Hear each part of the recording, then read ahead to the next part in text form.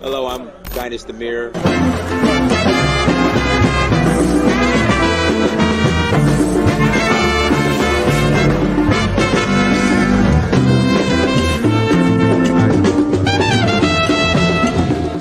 So I reached out to another friend of mine. I said, look, I need to go on vacation somewhere. Where should I go? He said, go to Africa.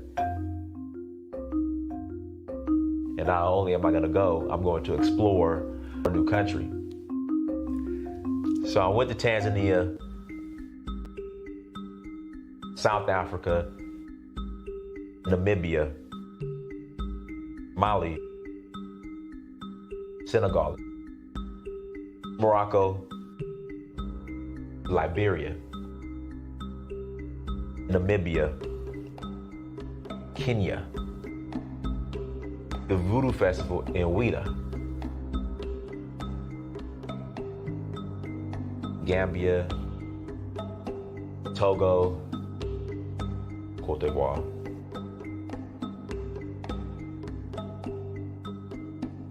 Sierra Leone, Ghana, Nigeria. It's been a beautiful experience, just learning more about our culture, our indigenous culture. So uhuru means freedom in Swahili.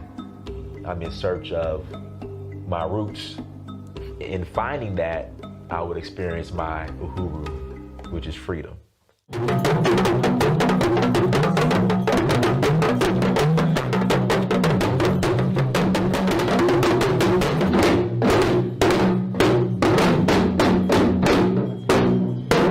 Till next time, Dynasty Demir. I'm out.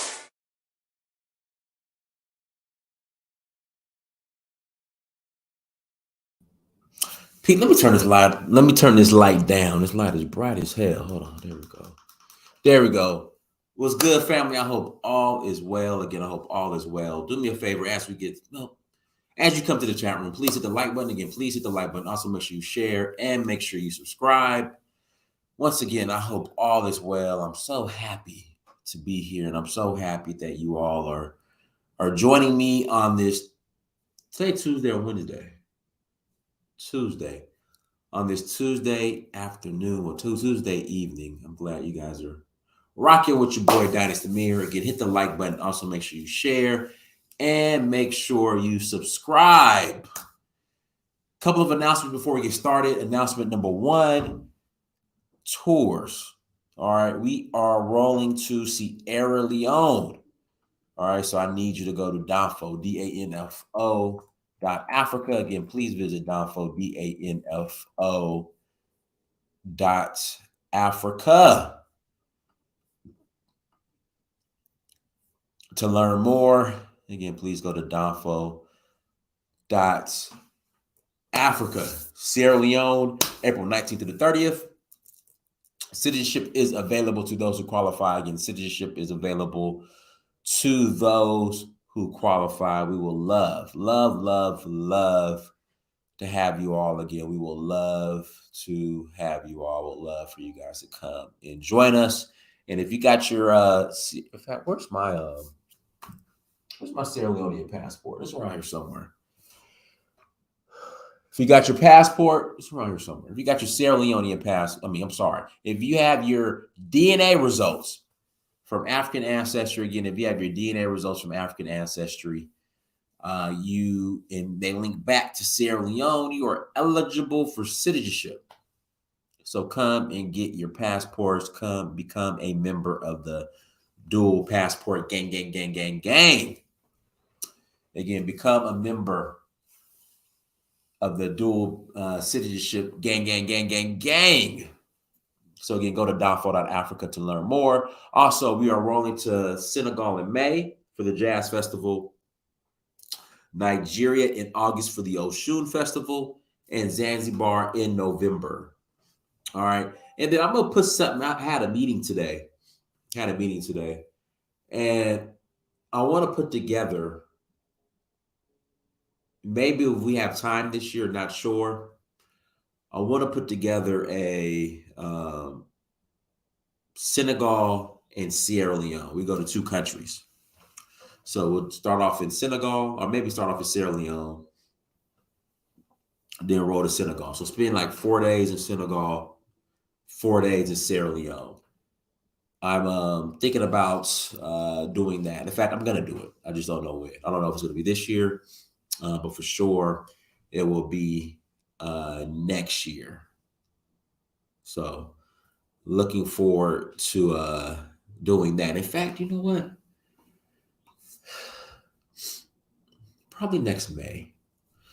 We'll sit in the Jazz Festival because I want to make the Jazz Festival like a yearly thing. We'll figure it out, you guys. We will figure it out. But, definitely do a Senegal / Sierra Leone tour where you get double bang for your buck. Double bang for your buck. So go to Danfo, that's DANFO, DANFO.Africa. Again, that's Danfo, DANFO.Africa to learn more. All right, let's jump into today's topics. In about 30 minutes, I'll put the link in the chat room so you guys can call in and add to the conversation. And once again, as you come to the chat, please hit the like button again. Please hit the like button. All right, so Bryon Allen. So there's a group of Bryon Allen. There's Tyler Perry. And there's someone else. There's another group. And they're all vying to buy BET. We spoke on this before. Is BET even worth saving? BET has definitely went down the drain ever since Bob Johnson sold it. It was pretty much going down the drain in the later years while Bob Johnson was owning it, while he was the owner. I remember Teen Summit, BET News, Midnight Love, your boy Donnie Simpson, I forgot his show. You had Rap City. I mean, BET has some classic shows on there. Then it just went into the gutter. So is BET worth salvaging? Obviously that's outside of my pay grade because you have a couple billionaires, black billionaires who find value in it. Now, once they acquire it, or if they acquire it, what are they going to do with it? Is it still going to be the same trash that's on BET now? Or are they going to give it a facelift? So Bryon Allen,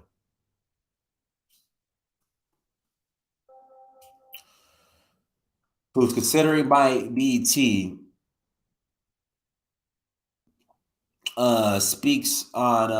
explains why he's pursuing to buy it. And so we'll go ahead and play this clip real quick or read this article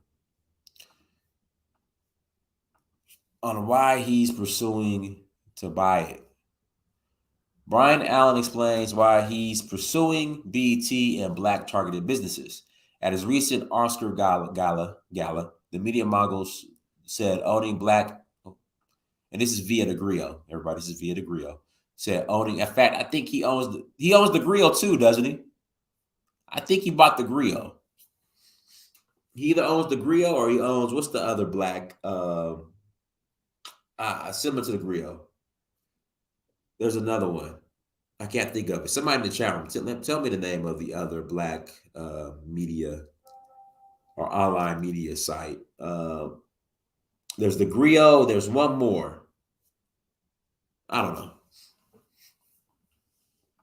No, Bryon Allen. Oh, the other group that's planning on buying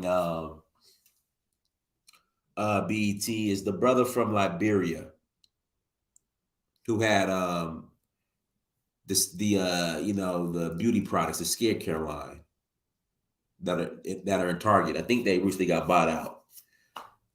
What's the brother's name? Let me look it up real quick. But the brother from Liberia, if I look it up on here, he was considering buying BET as well. Not the Shade Room, Fabian. Not the Shade Room. They're not too ghetto. They're on the same line as the Griot. Not the Shade Room. It's it'll come to me. But anyways, let's jump into the article. Bryon Allen explains why he's pursuing BET and black targeted businesses. At his recent Oscar gala, the media mogul said owning black media companies comes with the responsibility to the communities they represent. It's no secret Bryon Allen is a king of acquisitions. As the first Black American to own the Weather Channel, Allen has built a media empire that includes 36 broadcast television stations, 10 24-hour HD television networks, as well as brands like the Grill. So he does own the Grill, HBCU Go, and Local Now. But when news hit that Paramount Global was considering a sale of BET, Allen stepped up to express his interest in purchasing a majority stake in the brand. BET is a great American brand, and if it becomes available, we're very interested and we will pursue it vigorously. The business mogul told the Grill's Christina Faith during an exclusive red carpet interview at the annual Bryon Allen Oscar Gala on Sunday. It's a big opportunity. Allen isn't the only Black businessman with an interest in buying a majority stake in BET. Both Tyler Perry and Diddy are eyeing the entity. Perry owns a minority stake in BET, according to Variety, and Diddy is the owner of Revolt TV network. The brainchild of Black entrepreneur Bob Johnson, BET launched in 1980 and officially became an independent cable channel in 1983, holding an outsized influence in the cultural landscape ever since. In 2001, Johnson sold the company to Viacom for $3 billion, which resulted in BET losing its status as a Black-owned business. A sale to Allen would change that. As African Americans, we are very much underrepresented, Allen said. So I think it's important that we lean in. We control our platforms. We own them. That way, we control the narrative. We control how we're produced, how we're depicted, and how we're seen around the world. It was legendary Soul Train host Don Cornelius who pulled Allen aside and told him he was excellent because this world and this country has a way of not saying that to Black people, but saying the opposite. Allen recalls that it didn't resonate with me when he said it to me at the time. Over the years, I saw it happen to others that were excellent and they were getting the respect they should have gotten. So I really just wanted to have a space where it's clear. No. You're excellent. I see you. I appreciate you. Allen recently launched the Grill Awards, an uplifting and family-friendly celebration of Black changemakers, which aired on CBS last fall. He says the show and its larger ownership endeavors are intentionally about pursuing opportunities that enhance his business and create positive portrayals of Black communities. I'm on a mission to build the world's biggest media company that puts us in a position to effectuate change for the greater good and to amplify the excellence that's in our community. Watch the interview above and subscribe to the Grill's YouTube channel for the full conversation. Okay, so I guess this is the interview right here. Hold on. So that's the interview right there. So we'll, if you guys want to watch the interview, it's at thegrio.com. It's at thegrio.com. And then the US dollar. All right, guys, the US dollar. I found this article with the Tanzania, and I think it's, you guys see what's going on with the banks. So I found this article right here. How the US dollar is losing its importance globally and getting weak. You have BRICS that's coming up. That's the BRICS countries: Brazil, Russia, India, China, and South Africa. You have all these bank failures in Europe and in America. So the dollar's starting to get weak, and people don't see it as relevant or important. Or they're trying to find other options, so they're not dependent on the US dollar. So the dollar is no more relevant in the trade between India and Tanzania. India and Tanzania have signed an agreement for them to establish trade in their own currencies, the Tanzanian shilling and the Indian rupee, and not the dollar. This agreement is based on the premise of Tanzanian businesses and banks possessing the tools to fully utilize the new framework to enable seamless payment in local currencies. Tanzania exports minerals, particularly gold, and agricultural products to India, whereas the South Asian nation imports petroleum products, pharmaceuticals, and engineering goods from Tanzania. Tanzania and India have reached an agreement that will make the US dollar no longer be required for trade between the two nations. Tanzania and India are able to conduct business using their respective currencies, the Tanzanian shilling and the Indian rupee, thanks to a bilateral trade settlement agreement. According to data from the Indian High Commission in Dar es Salaam, the value of trade between the two countries was 4.5 billion, roughly 110.4 trillion shillings in a year ending March 2022. Excuse me. India is one of Tanzania's largest trading partners. According to Binaya Pradhan, the Indian High Commissioner to Tanzania, between April 2021 and March 2022, India's exports to Tanzania totaled $2.3 billion for about 5.3 Kenyan shillings, while its imports from the East African country were estimated to be $2.2 billion,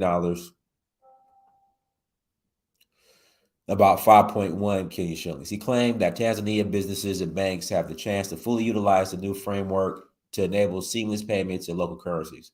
Mr. Pradhan added that this is anticipated to increase bilateral trade as well as aid in conserving foreign exchange. There's a huge potential for trade to grow. We are expecting our trade volume to cross 6 billion this year, he said. Tanzania export minerals, particularly gold and agricultural products, to India, whereas the South Asian nation imports petroleum products, pharmaceuticals, and engineering goods from Tanzania. The Reserve Bank of India has paved the way for trade using local currencies by allowing authorized Indian banks to open special rupee escrow accounts in Tanzania, according to a press release posted on the Indian High Commission in Dar es Salaam's website.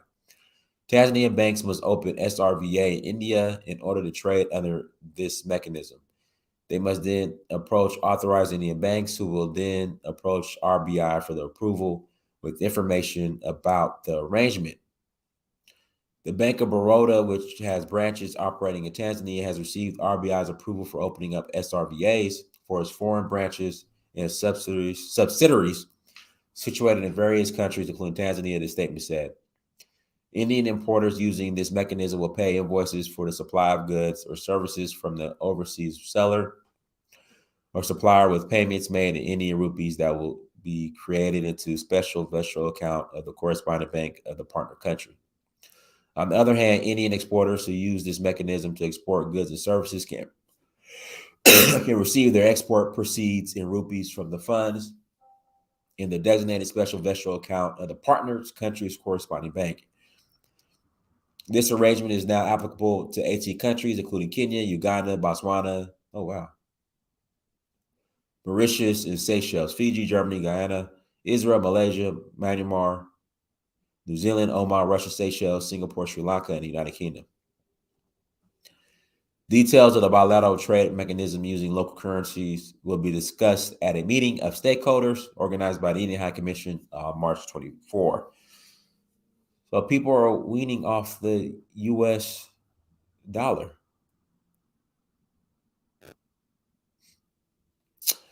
Yeah, people are weaning off the U.S. dollar. So, and then guys, I want to jump into the this land dispute that happened in Ghana. And I'll say this, until I hear both sides of the story and gather the facts, I'm going to reserve my, I guess, opinion, because we don't know what happened. We don't know what's going on behind the scenes. We heard the report from the Go Black to Africa, and he interviewed somebody who was involved in the land.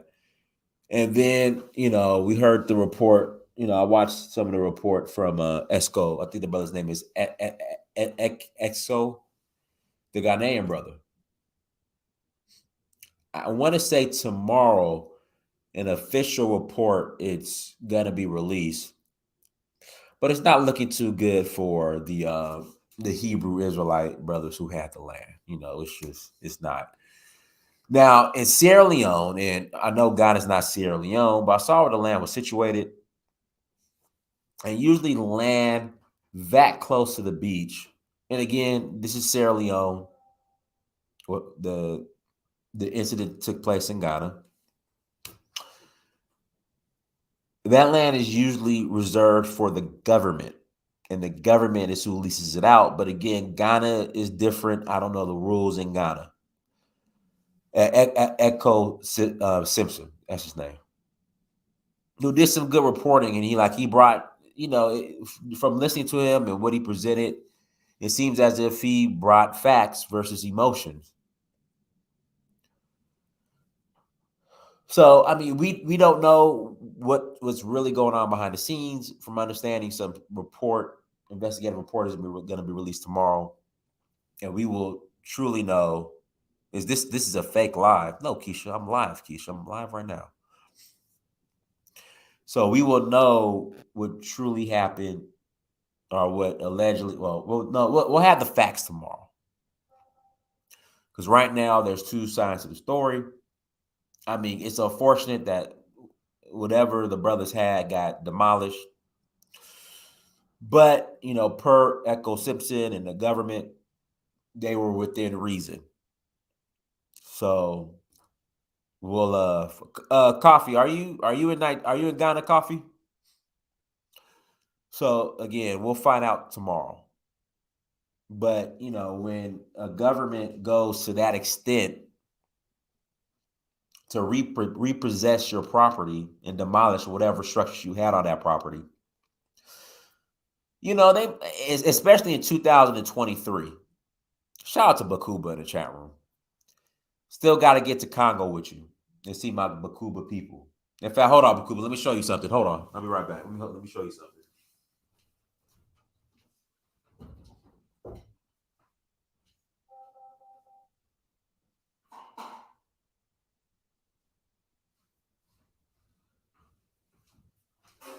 Bakuba, I'm ready. See, I'm ready. Bakuba, I'm ready. I'm ready.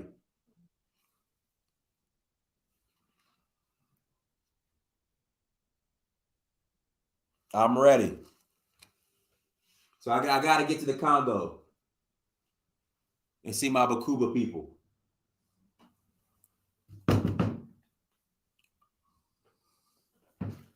Hold on, I'm ready. So I got to get to the Congo. I got to get to the Congo and see my Bakuba people. Maybe in November after Zanzibar. So I'm taking a group to Zanzibar in November. Maybe I could come down. In fact, hold on, I got another one. I got another one.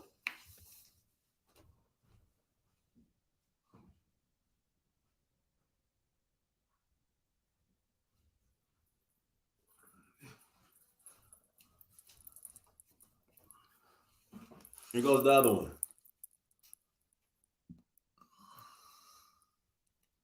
Here goes the other one. So I'm ready. I'm ready to hit the Congo.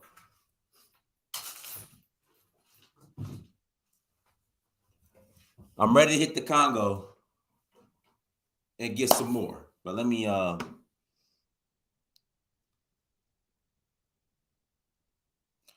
yeah, I'm ready to hit the Congo and get some more. Like I said, I think it may be November. Yeah, Fabian, because when you're dealing with South Africa, you're dealing with Namibia. Their system is similar to ours, so everything is straightforward. But you still got to do you still have to do your due diligence, regardless, wherever you're at. You still have to do your due diligence, guys. Do me a favor, hit the like button again, please. Hit the like button. So Bakuba, so when we go to Zanzibar in November, if there's no citizenship ceremony in Sierra Leone, because no telling what's going to happen with this election coming up. If there's no citizenship ceremony in Sierra Leone, then from Zanzibar, I would love to go to the Congo, meet you there, and then we head to Cuba to see my Cuba people. So just let me know. Just let me know. But guys, what we'll do, we'll take a commercial break. I'll put the link in the chat room. If anyone knows what's going on behind the scenes with the land dispute in Ghana, in fact, let's play some of the video real quick. Give me a second.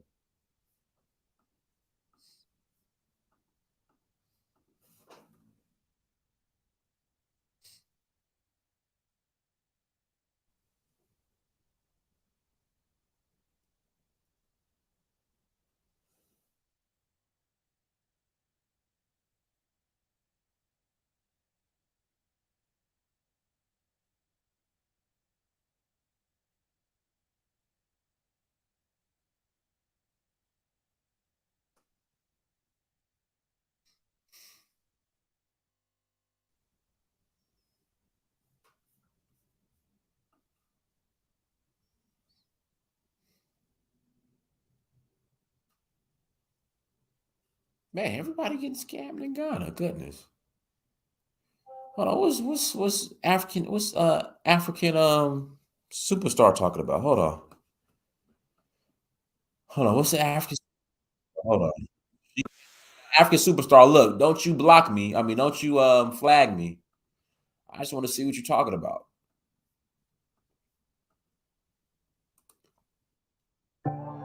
But again, guys, I want to make this clear. When it comes to the land dispute in Cape Coast, there's two sides to the story, okay? There's two sides to the story. So let's gather all the facts first before we jump to judgment. All right, let's see what our sister Jen is talking about.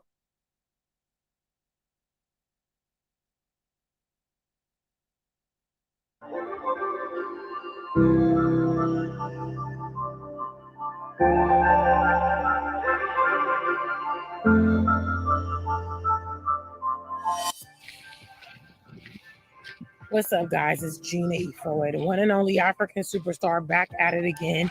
As you can see the project in the distance, that is them kind of putting the finishing touches on it. So today I'm off again to see the wizard. Psych. No, actually, I'm on my way to the gym, as y'all know. Yes. Fitness does not just do itself. And personally, I believe that fitness is like the fountain of youth. So it's a big part of my life. And I definitely want to promote my viewers to get fit. You know what I'm saying? Like, do what you can. It's good for your psyche. It's good for your appearance. It's good for stress management and things like that. So today I want to talk about on this vlog, there's scammers on both sides of the sea. Yes. So obviously there's a huge, communication gap between the diaspora and continentals a lot of times. And I think that many people coming from the diaspora, they really romanticize Africa and they don't even use common sense when they're thinking about doing business here or beginning relationships here. And so I just want to make this message and remind you that there's scammers on both sides of the sea. I was texting back and forth with my homegirl, Anita, aka Eternal Blossom, aka Ayana. And, she made that statement. She said, there's scammers. And I agree. Both in the diaspora, both in Ghana. And I agree. The reality is there's scammers worldwide. And we can't lose sight of that because we want to have this like romantic. And let's get back on topic though. Let's go back to the hold on.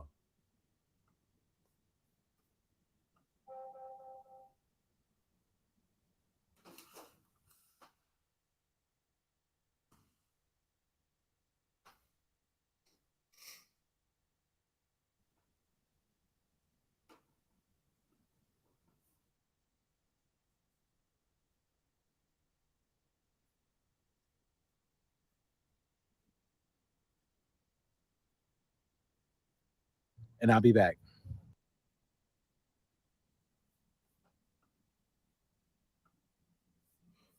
All right, guys, let's here we go. Let's listen to this real quick. Guys, hit the like button, please.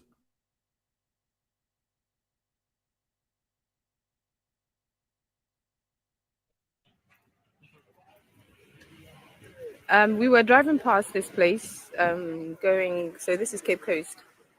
Not quite sure what's happened. They've just come and knocked somebody's building down, just like that. It's crazy.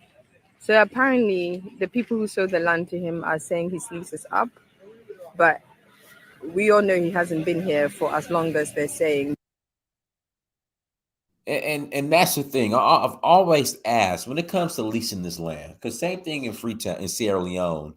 If you aren't a citizen, it's a lease. If you're a citizen, is freehold. What happens when the lease is up? I've always asked that. Like, what happens when the lease is up? And people are like, oh no worries, it's fine. They can't kick you off the land. They can't do this. They can't do that. I've always questioned what happens when the lease is up. And it's like, I never really get a straight answer because I don't know anyone who had to renew a 50-year lease. And then say you buy the land and then you want to sell it. Like it's just it's a mess. But this whole leasehold, like I get it, but it's a mess. I'm all about freehold. Like, listen, let me buy. No, it's not a lease to buy. It's a 50-year lease. Like if you buy the land, it's weird. And I don't get it. They have the documents supporting. Well, hey, let the truth come out. Like I said, I think something's supposed to come out tomorrow, but I never understood this lease situation. Like, just let me buy my land. I pay you. You give me the deed. You go your way. I go mine. I ain't got time to worry about renewing a 50-year lease. That just doesn't make any sense to me. But let's continue. They're saying 50 years is up, but we know he hasn't been here for 50 years. And people are here looting it, like looting what they can out of the building. This is so sad and so tragic. And, if this person who owns this place has been treated unfairly, then there really is no justice in this country. And that is tragic and that is really sad. And it just breaks my heart. I'll see if I can. So this guy whose face I'm not going to show, he's saying that the guy who owns it had a 50-year lease. And then the MCE, who is a government official in this place, has sold the land and has just turned up and is knocking the building down. There he is, the guy in the checkered blue and red. That's the MCE. Absolute disregard for justice. If this is how authorities act in this country, then we're really in trouble. This is so bad. So bad. All right. And look, they're trying to steal our roofs and the sidings and stuff. So what, they just turned up, no notice? This morning they turned up. I wasn't here early. Shoot, that's that Negro stuff they was doing in Atlanta back in the day. Come strip the copper out your house, steal your AC units. Damn, are y'all doing that? Are y'all doing the Pookie and Ray crackhead? Strip your copper out your house and take the lead and the lead piping and the AC units. Y'all doing that in Ghana too? Y'all doing that in Ghana too? They used to do that in Atlanta. Come strip the copper out when you were rebuilding your house or renovating your house. Come strip the copper, take the iron, take the AC units. Man, is that what they doing out there in Ghana?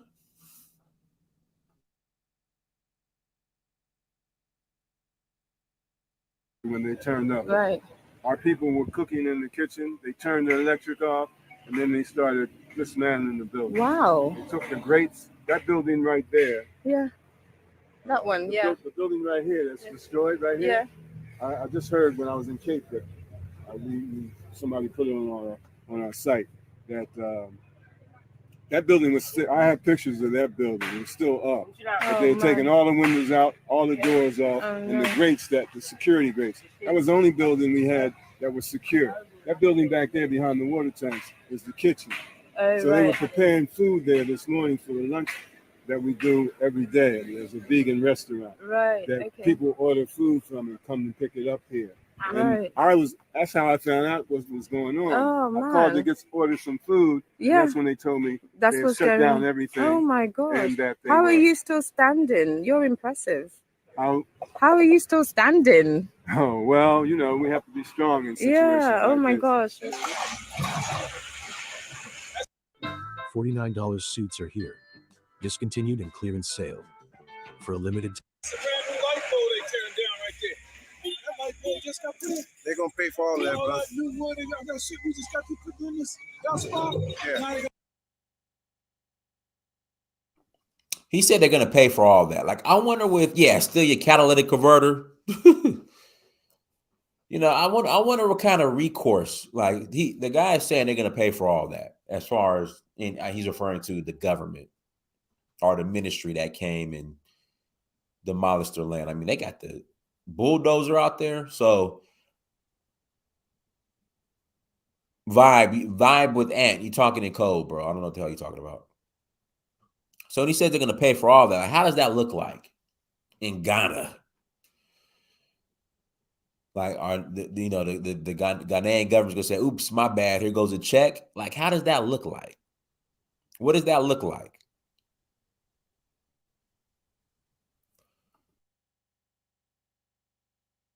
Got the scabs and all these feeders and sharks over here. That's what he's rubble, man. Yeah, they're gonna pay for all of that. Yeah, they're gonna pay for all of that. Yeah, they're gonna pay for all of that. Yeah.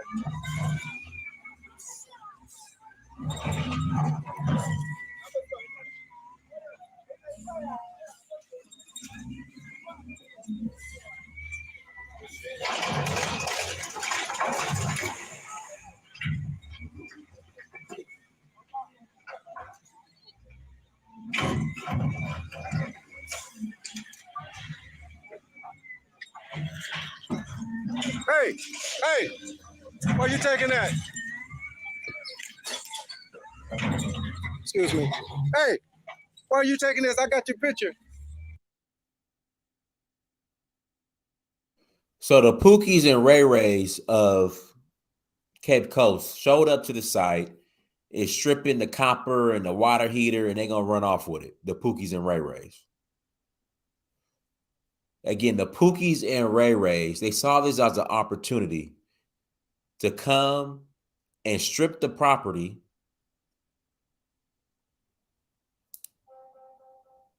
See, I don't, even if the community was in the wrong, like even if they were in the wrong, you got Pookies and Ray Rays of Cape Coast who showed up to the property and used this as an opportunity to loot personal property with no shame.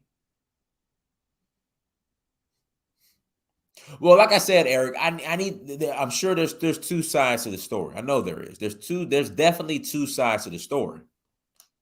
And I'm going to reserve my judgment until I hear both sides. But what I cannot support, and I got to call out, is the Pookies and Ray Rays of Cape Coast showing up to the property and using this as an opportunity to loot the property in broad daylight. In broad daylight on camera. This is beyond Pookie and Ray Ray. Because at least Pookie and Ray Ray's in Atlanta, when they when they used to take your AC unit and strip your copper and take your catalytic converter from your car, they will at least try to be discreet. Again, they would at least try to be discreet. But these folks are doing it in broad daylight on camera. Report will be released after the 22nd. Yeah, like I said, I'm going to reserve judgment. Until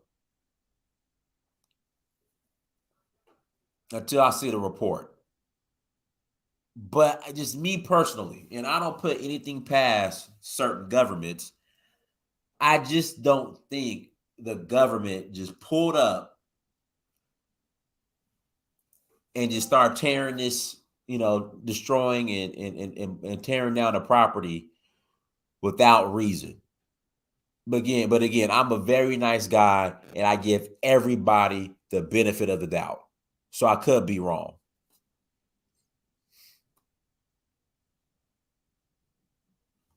Again, I give everybody the benefit of the doubt, but I would think that the Ghanaian government would at least have cause to show up with bulldozers and start tearing down the property. But again, I could be wrong.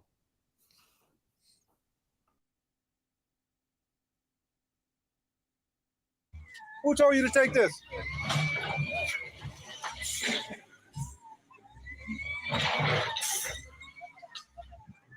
you secure? Are you with them?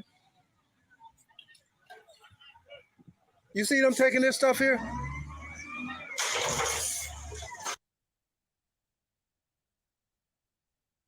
And see, this guy right here, he's definitely in on it. You know, he's gonna walk, he's gonna have his head down, act like he ain't seeing nothing. He's in on it. He's getting a cut back.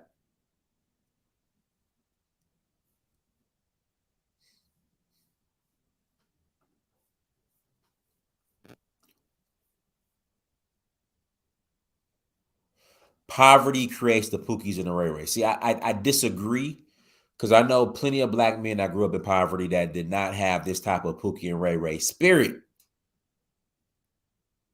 So that's not true.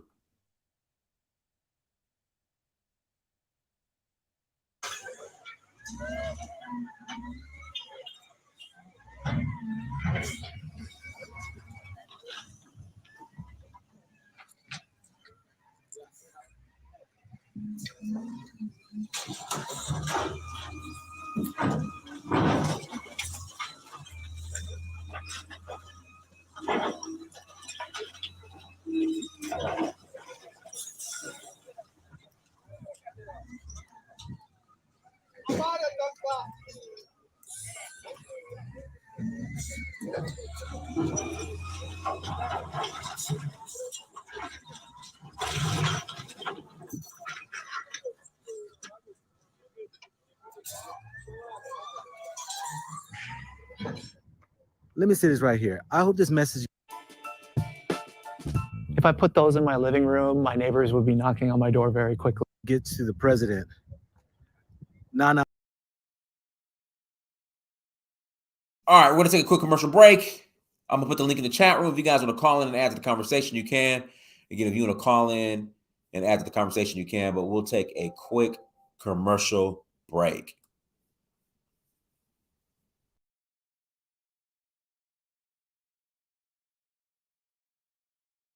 Alexis here, coming to you with an awesome sale of 25% off when you use promo code OHURU25 at alexisfowler.com. I provide services like digital art, logo designs, packaging designs, web designs, social media flyers, and much more. If you're an entrepreneur with a business or a startup company, make sure you take advantage of this opportunity, getting 25% off when you use promo code OHURU25 at alexisfowler.com.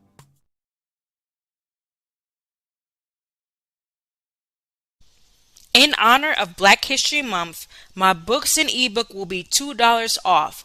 Purchasing is available at www.saycarry.com. And you can also use my website to contact me regarding questions, comments, or to book speaking engagements. Thank you. Bye-bye.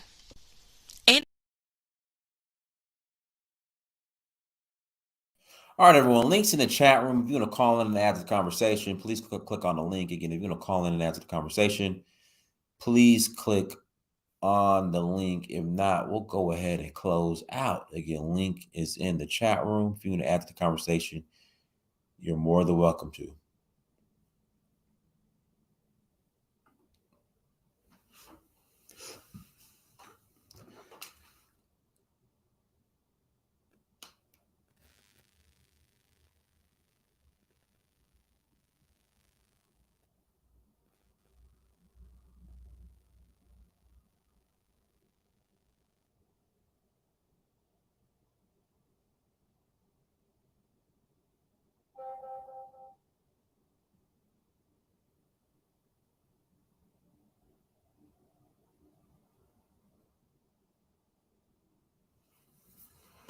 Hold on. Okay, I'm about to hey, coffee, just call into the show.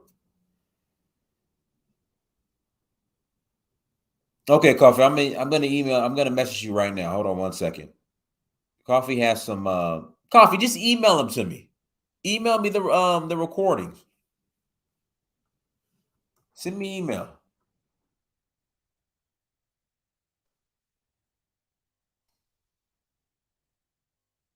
Here, just email them to me. You can talk about whatever you want to. You can call in and talk about whatever you want to. We AA Tribes of Judah. Okay. Um, that's an excuse. Using poverty as an excuse to be a Pookie and Ray Ray. That's I can't co-sign on that.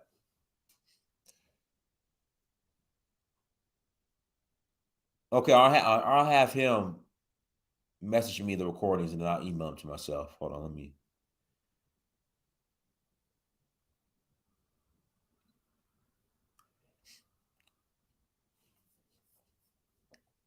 Go ahead, V. Oh, hi, Dennis. Good afternoon or good evening. V, are you Nigerian or Ghanaian?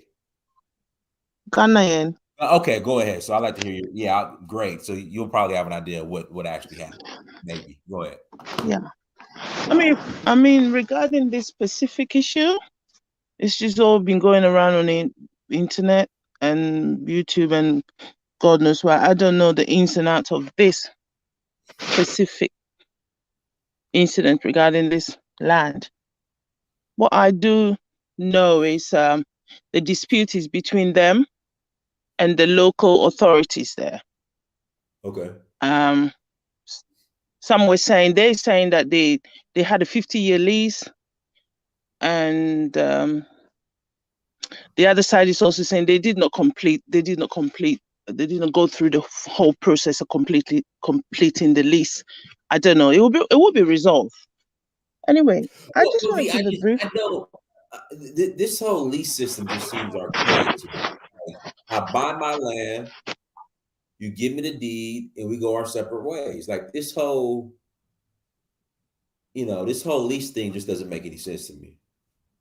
Okay, yeah, it is if you don't fully understand it. It sort of goes back into history. It goes too further back for me to, probably you need somebody that will truly understand how all this came about. I'm from a family of landowners, and we've also purchased land from other people, other stew land or family land. Now, the way it works out is if you are indigenous Ghanaian, you have often if you buy land, you'll be given a specific lease. It sounds like a lease, but we call it continuous occupation, whereby you just if you acquire the land for farming, as long as you're using it for farming, it's okay.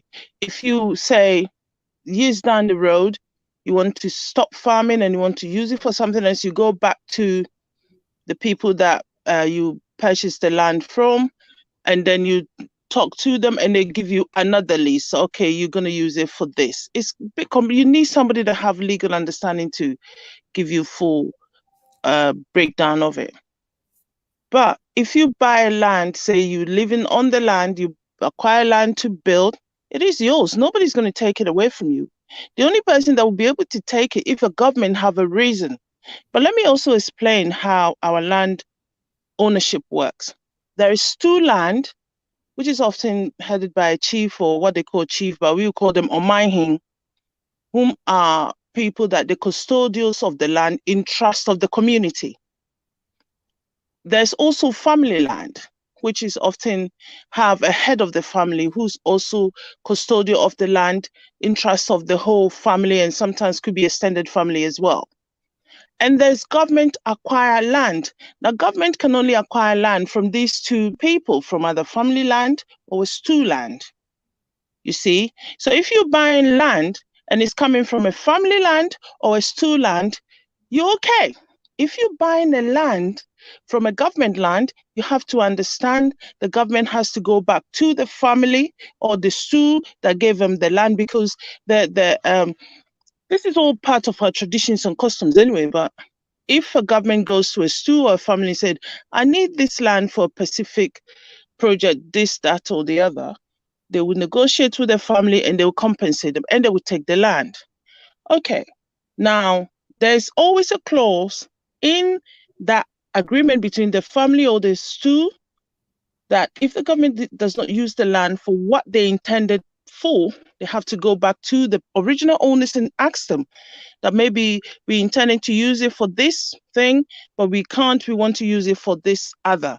And they will negotiate and they will give them another agreement of indenture, and then you change from whatever the government intended to do. So if the government then say, okay, we took this land to do this, but we know that there's a need for housing, people need the housing, so we want to give the land to the people to build, to residential properties to live on. They go back to the STU, they negotiate with them, and then the government come back and release the land to the community to do. So if you are, say, a Ghanaian, every Ghanaian or every community or every tribe have a land that is associated with their tribe or their community. And so if you're Ghanaian and you purchase a land, you come under either one or the other. You come under either a STU or a family and agreement they have with you, you have a continuous occupation. So if they give you indenture, they said you will stay in there for 99 years, 150 years, 120 years. After that, the only way you also, if say you have purchased the land, you go back, if you're selling it, you go back to the original people and said, I want the deed to change to this person. And then the person that you're selling it to has to have their name on the deed. Then it becomes their property. It's simple, but it sounds complicated. But if you're Ghanaian, you truly understand. If you're coming from outside, you often don't understand. But if I've purchased a land from a family or a STU, and you come to me like you, Dan, is buying the land from me, and I do not take you back to the original owners, say that Danis wants to buy this property, and I want the lease change in his name, it still belongs to me. It doesn't belong to you. You are then a leaseholder. Are you getting a little bit of what I'm saying? Yes. So that is when often situations arise and there's a dispute. Because you will say, well, I came to her in good faith to buy this land. How come now is all these backwards and forwards about leaseholding? And I didn't understand all that, especially if you are foreign and you come into the country and you don't fully understand.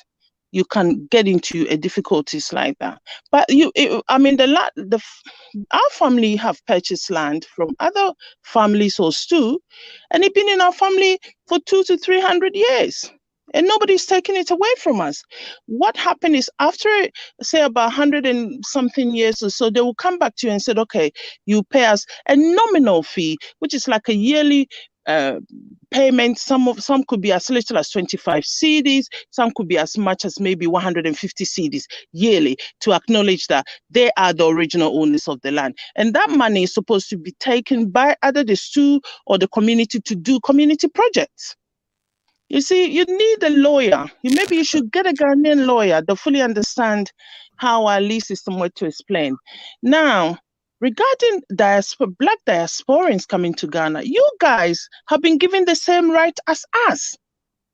You see, so if you go to a STU and you acquire land, you'll be getting the same right as somebody born and bred in Ghana. You guys have that specific, which they don't give it to anybody else. They don't give it to any other foreigners. But it's always you come on the people that do not get the right advice, do not go to the right place, and they will come on the internet and moan, I bought this land. If you go to certain parts of Ghana, say Accra, the lands there is very limited. Very limited. There is no you won't get freehold land very easily in Accra. You either get people that purchase the land and develop it, and you buy from them, and they will give you they will have to give you a deed that is yours, because they would then have to make sure they get all the correct documents from the original landowners and then transfer it all to you, and the property is yours. But if you go to Accra and you see certain places where it's very sought after, and there's a land there, and somebody tell you that they want to sell you this land, be very careful, because there's usually either a dispute on the land between maybe the owners of the land, the STU, government, or somebody. So you getting involved there, you're going to get yourself in a whole lot of mess. And I don't understand people that are well knowledgeable about businesses and contracts. You go to Africa or Ghana, Pacific, and you don't engage a lawyer. Right. Right. So I tell people, like, the same process you go through as far as buying land here in America, you should, as much as possible, stick to that You same should. process. But some people, they just want to go and buy the land directly from the people because they are brothers and sisters. And, No. Even if you're buying a land from a stew, you have to go to the chief's house. The chiefs have to get his. There will be a secretary. There will be people that sort of deal specifically with the land, and you have to engage them. You have to get the document from them, take it to a lawyer, let the lawyer look at it through thoroughly for you, go back to maybe with your lawyer to the chief, explain everything while you're all there, take notes, and then you will take it to the land commission. And sometimes even before you can do all this, you can even engage a lawyer and they will go and do the search on the land commission to make sure this land originally belongs to the people that they're going to sell it to you. I'm tired of people going on about land and it sounds complicated, but if you engage the right people and you understand, like the Asebu land, it's the community that's giving the land to the people, the diasporans. So it is their land. Nobody's going to take it from them. But for instance, if Asebu land was released to me, and then I say to the diasporans, come and buy this land, blah, blah, blah, and you come in, and I do not take you back to the original people that released the land to me, then I have a right on the land. You need a lawyer.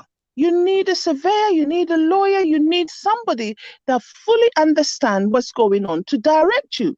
You cannot go to, even say, for instance, you're living even in America, you can't live in Washington State and decide that I'm going to New Jersey to buy a land, and you sit on the internet and you get everything done. Is it done like that, Dinus? You don't go and look at where you're purchasing, what the area is, what is going on? You do have some people who buy land on unseen here in America. But that, okay, yeah, I mean, but it's more if it's like an investment property, they'll do it. But it happens. Okay. It happens. But yeah, but I wouldn't advise it in Ghana. And secondly, one thing that I also will say is there are certain land they are very, very highly contested.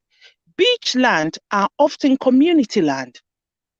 This land that they're contesting over, it started off a community land. The government acquired it, and then they were using it, and then it became decayed, and this guy came in and took over, and someone saying that they didn't complete their lease, whatever it is, I don't know. But it will be resolved. I mean, they said the land commissioner and others have taken interest in it, so it will be resolved, whoever owns the land or whatever.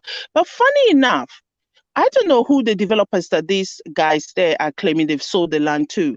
I actually support these people on the land now, because what they're doing is for the community, They're doing whatever it is. I don't know fully what they're doing there, but what they're saying they're doing is something that everybody have access to.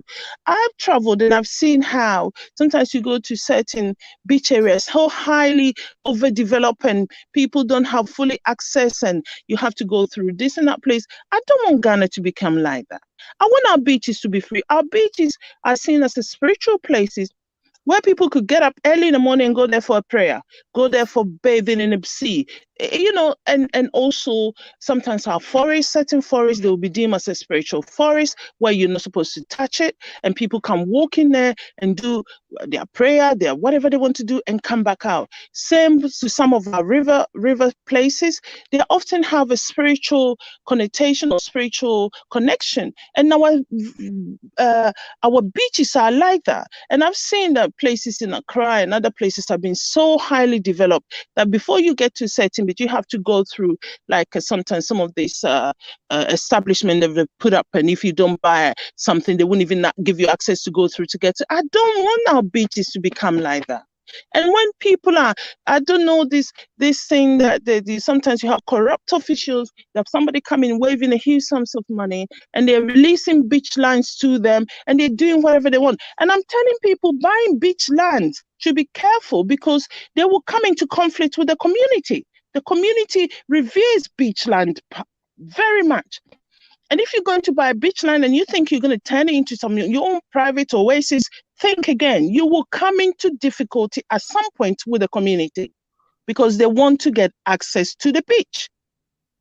So it's not that complicated as it sounds if you go through the proper and the right channel.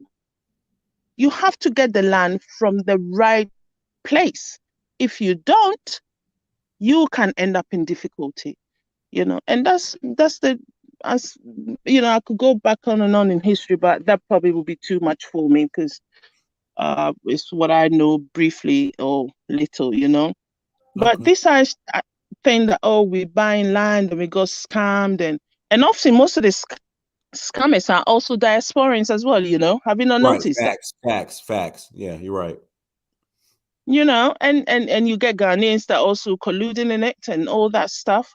But you need to do your search. If you're gonna buy land, you can even engage, if you get somebody Ghanaian that know and understand a lawyer, they will do a search for you. I have a cousin that every land that we wanted to purchase, not just me, a extended family, he would just do the search and come back to you and said, oh, this land belongs to that family. Who's selling it to you? And if you go through the list of families that they have sort of registered in the land commission that they own the land and their name is not on that list, don't go for it. Don't, you'll be wasting your money. Don't go there. But if you find the names of the people, sometimes there'll be maybe about 5 names. If it's a family, you have about maybe 5 or 4 families, and you have 3 say, okay, we want to sell it to you, and the other 2 said, oh, we don't.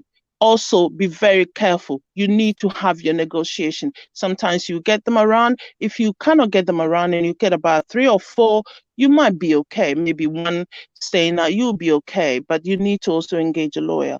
But if you have a situation whereby 2 or 3 are being very adamant they're not selling it, and the other 2 say they're selling it, don't. If they're very adamant they are not selling it, don't do it. Because you either end up in a long process of litigation to go through the court. The court might say, okay, for whatever reason you need the land for, they might give it to you, but you go through a very long process, of doing that, and it'll be a time wasting and money as well.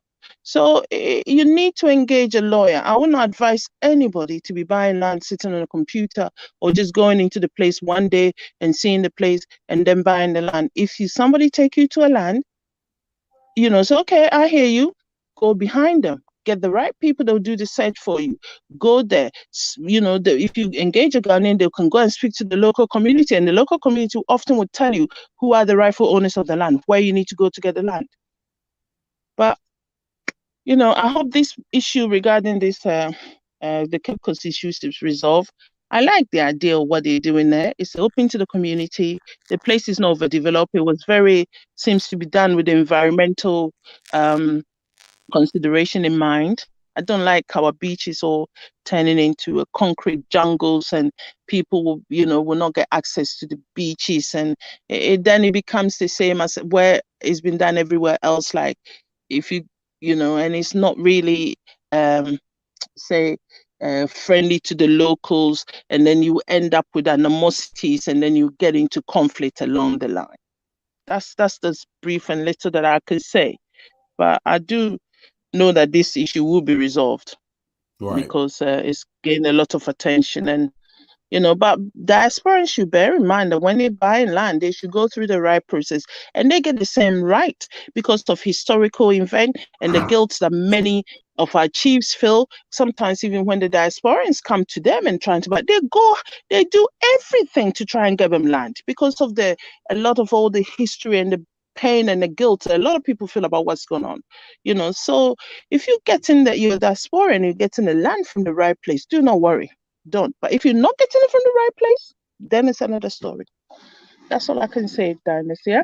All right, V. We're happy you called in, and I think tomorrow the report should be released. But I mean, okay, so say the government was in the wrong. Like, how does that look like? Is the government going to rebuild their properties? Like, I just they will compensate them.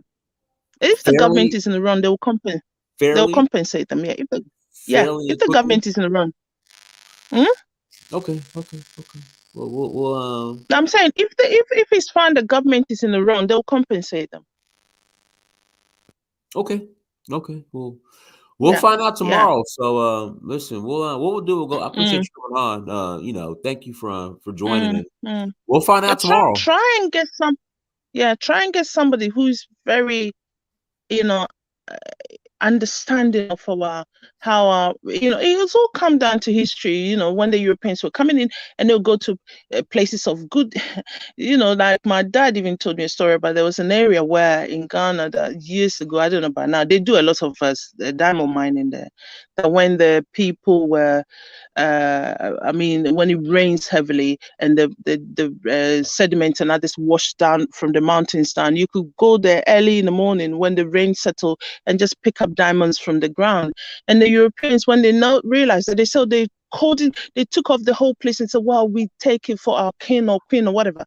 And the locals said, you can't do that. All this came about without dispute with the Europeans. That is why if you're a foreigner, then you get a lease land.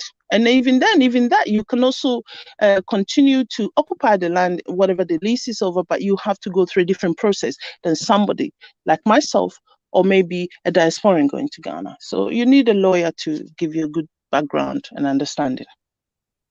Yeah. All right. Oh, here goes Kofi. Hey, go ahead, Kofi. Yes, can everyone hear me? Yes. Mm-hmm. Yes, good evening. Yes, I've been in the Cape Coast region, MENA region for like the past 2.5 years, and just like on and off, back and forth from the States.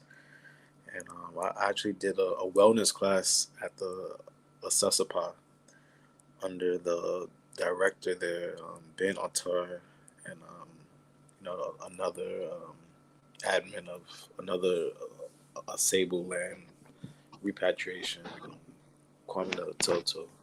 So I was there back in 2022 or 2021, if I'm not mistaken. And sometimes I go to church. I'll go to Sabbath on Saturday. I'll go to church, Fancy Church on Sunday. And I was just talking about going to Assessapa to attend one of the Sabbaths there, by one of the Hebrew ministers or the Hebrew rabbis. And then all of a sudden, this thing took place.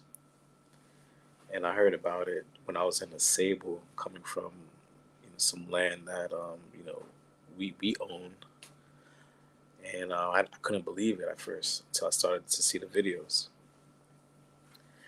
And I recently, heard.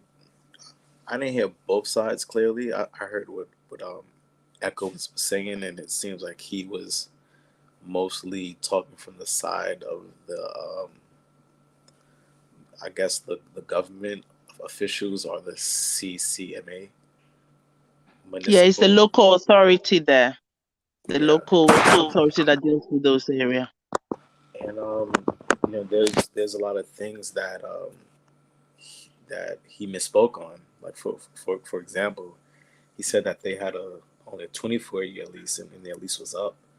But according to the director, they had a 50-year lease, and they have completed 24 years or 25 years out of the 50-year lease.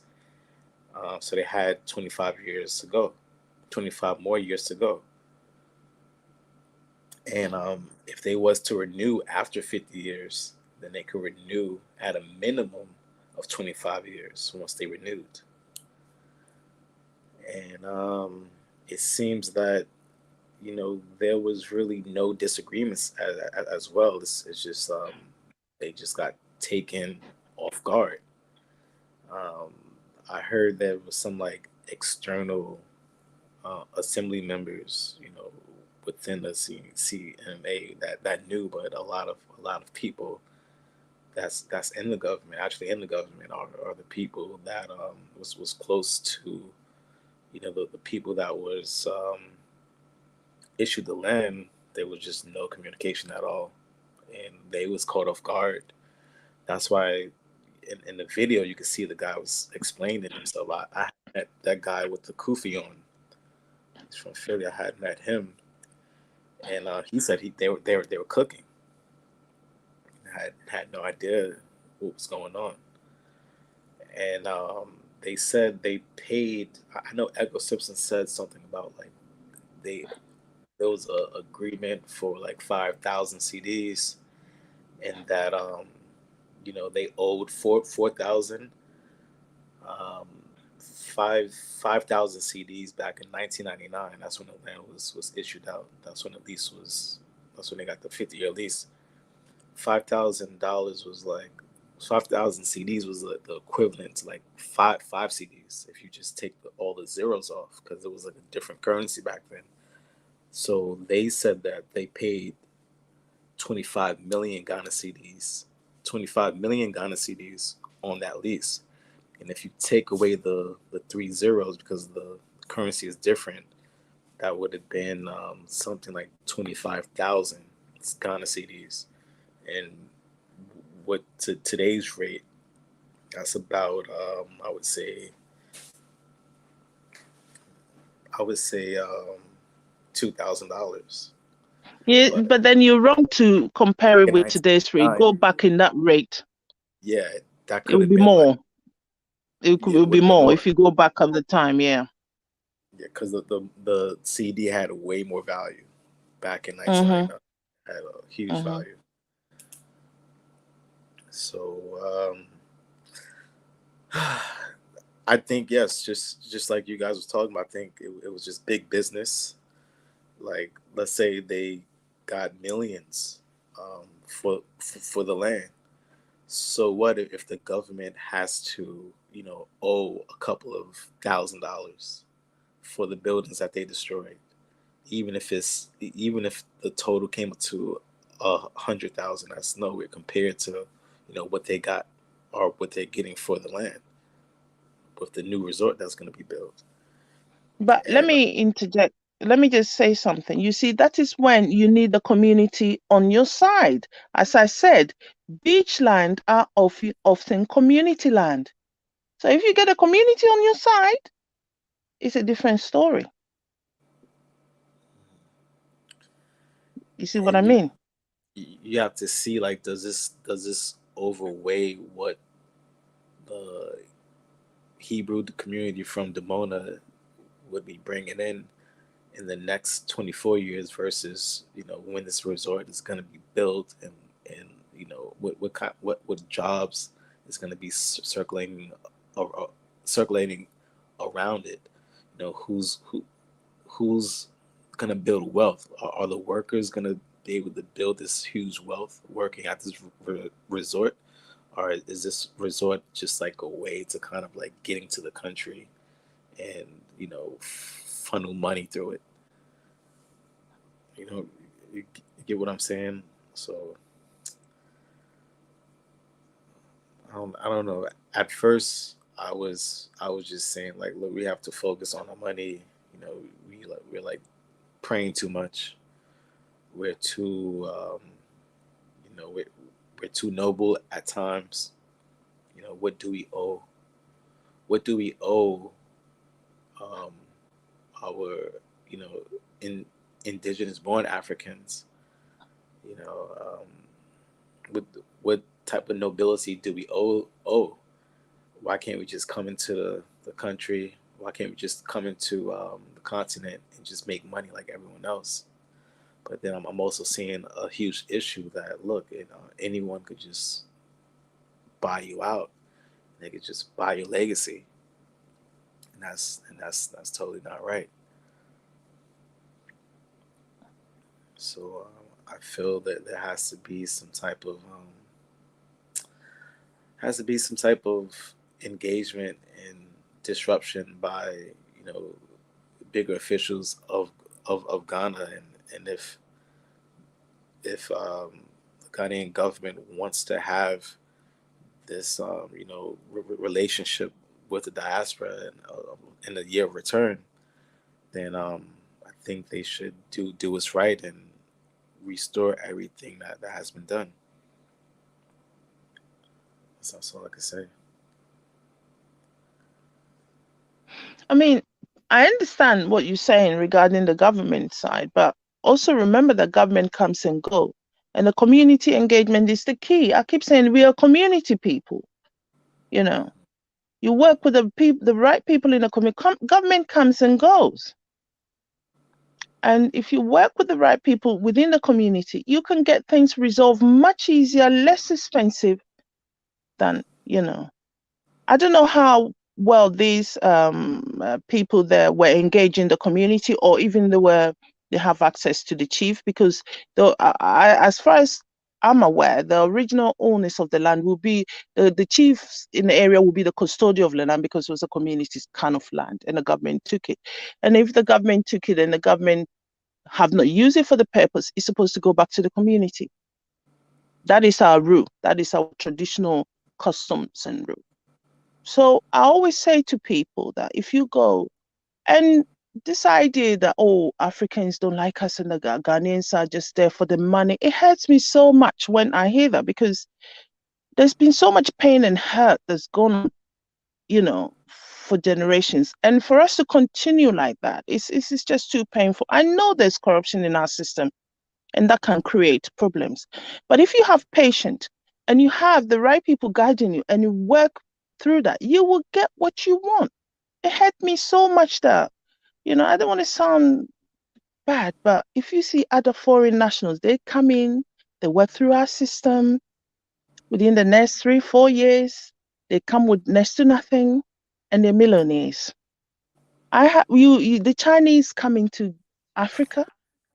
Often they get assisted loans from the communist bank. There's a bank apparently that they get loans which is associated with the government, with next to nothing.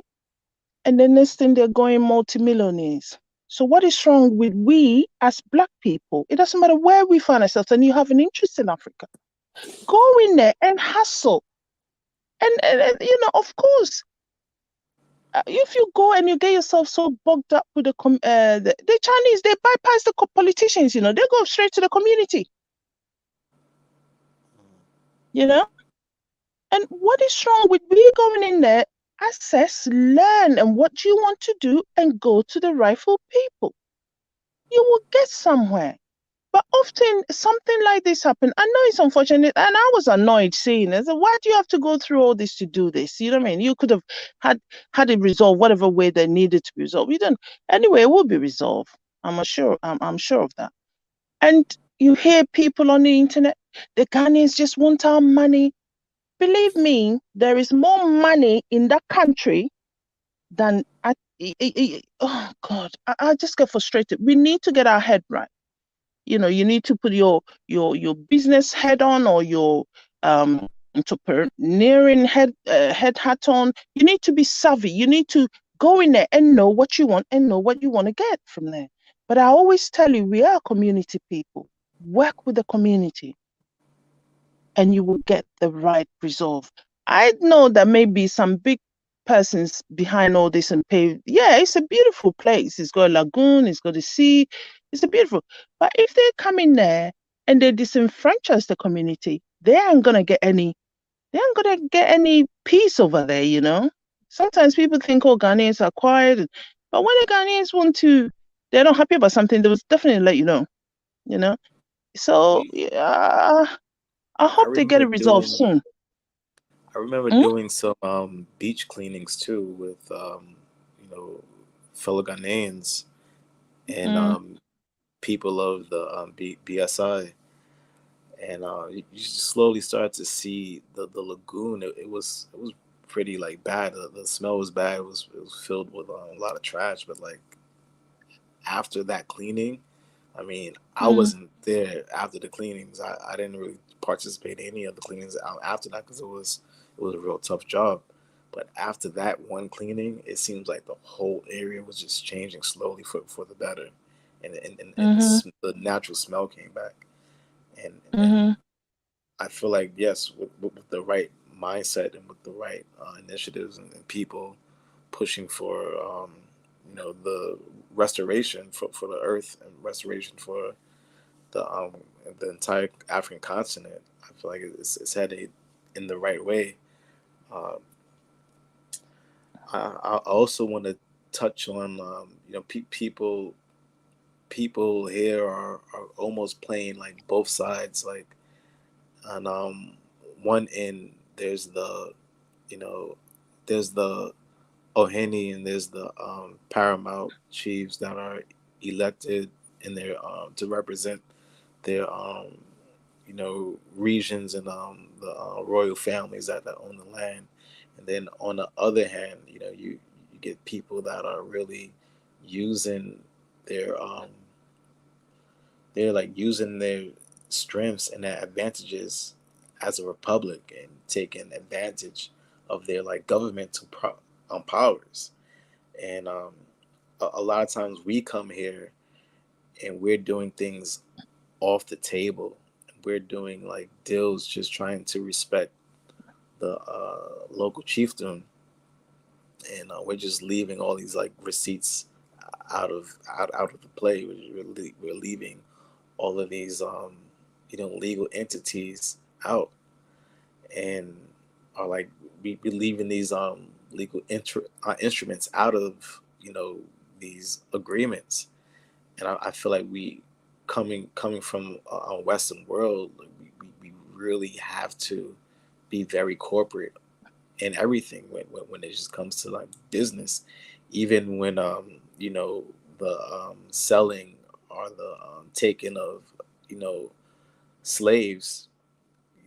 Just imagine if we had bonds on us, then that would be I some like to use West. I like to use the Maybe word the labor coming back. I don't like to use the word slave. I like to use the word enslave, because nobody volunteered to be in the position that they found themselves in. So it was enslaved people, And yeah, you're always going to have corrupt officials anywhere in this world. You will. And if you have a weak system like we have in Africa or Ghana, there'll be people that would take full advantage of the weaknesses within the system. But as I keep saying, work with the local authorities and lawyers. No, work with our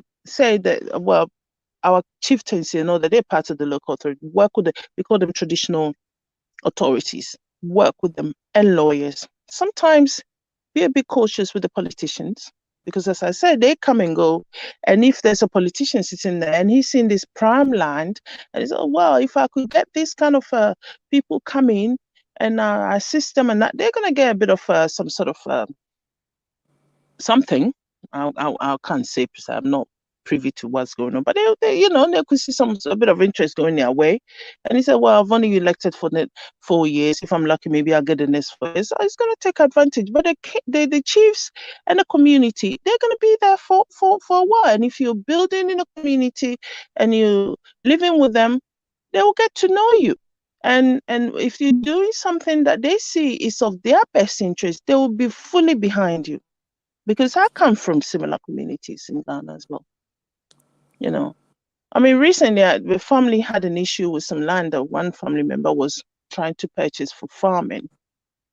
And they've acquired the land, and somebody within the family caused a whole lot of commotion.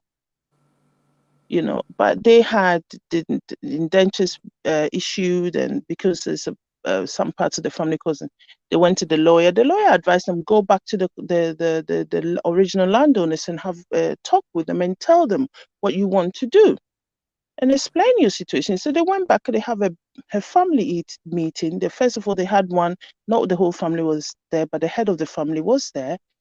And he was fully in support when he heard what they wanted to do. So he called the whole family and put it to them. And when this person that want to come in and do this development and stuff they were so much in support, they gave him extra land. Work with I'm Ghanaian, and I'm telling you, I come from a traditional and background as well. Work with the traditional authorities. You have better chance. Politicians come and go. I don't want to sound political and rubbish everybody. There are good politicians out there too. But I'm telling you, you have more and better result. But if you go and you stay away from the local community, you stay aloof and you go there and you pinpointing everything and complaining, and they too get big, because they have their own issues as well. So they say, oh, well, you're going to come in with more issues. Well, just leave it alone then. Work with the local, the traditional councils.